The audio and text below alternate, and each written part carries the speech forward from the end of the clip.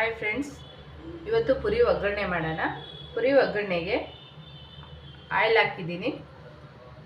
Oil ಒಳಕ್ಕೆ ಸ್ವಲ್ಪ ಖಾರದ ಪುಡಿ ಹಾಕ್ಕೋಬೇಕು. ಫಸ್ಟು ಉಪ್ಪು, ಸ್ವಲ್ಪ ಅರಿಶಿನ, ಈಗ ಇದೆಲ್ಲ ಮಿಕ್ಸ್ ಮಾಡ್ಕೊಂಡು ಬೇಗ ಆಫ್ ಮಾಡ್ಕೋಬೇಕು, ಇಲ್ಲಾಂದರೆ ಕಪ್ಪಾಗಿ ಹೋಗುತ್ತೆ.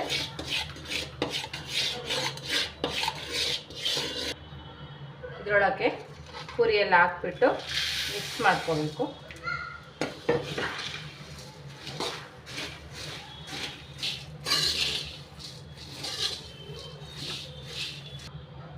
ಈಗ ಇದು ಪಕ್ಕಕ್ಕೆ ಇಟ್ಕೊಂಡ್ಬಿಟ್ಟು ಮಿಕ್ಸ್ ಎಲ್ಲ ಮಾಡಿದ್ದೀನಿ.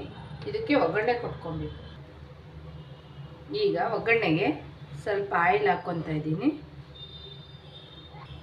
ಸ್ವಲ್ಪ ಸಾಸಿವೆ,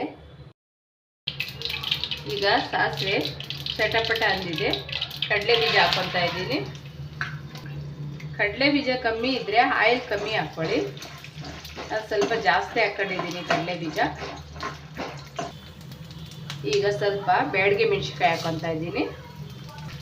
ಸ್ವಲ್ಪ ಬೆಳ್ಳುಳ್ಳಿ ಕಚ್ಚಾ ಪಚ್ಚ ಜಜ್ಜಿ ಹಾಕ್ತಾ ಇದ್ದೀನಿ. ಜೊತೆಗೆ ಸ್ವಲ್ಪ ಕರಿಬೇವು ಹಾಕ್ಕೊತಾ ಇದ್ದೀನಿ. ಈಗ ಇದಷ್ಟು ಸ್ವಲ್ಪ ರೋಸ್ಟ್ ಮಾಡ್ಕೋಬೇಕು. ಈಗ ಒಗ್ಗರಣೆ ಆಗಿದೆ, ಆಫ್ ಮಾಡ್ಕೊತಾ ಇದ್ದೀನಿ. ಈಗ ಪೂರಿಗೆ ಎಲ್ಲ ಹಾಕಿ ಮಿಕ್ಸ್ ಮಾಡ್ಕೋಬೇಕು.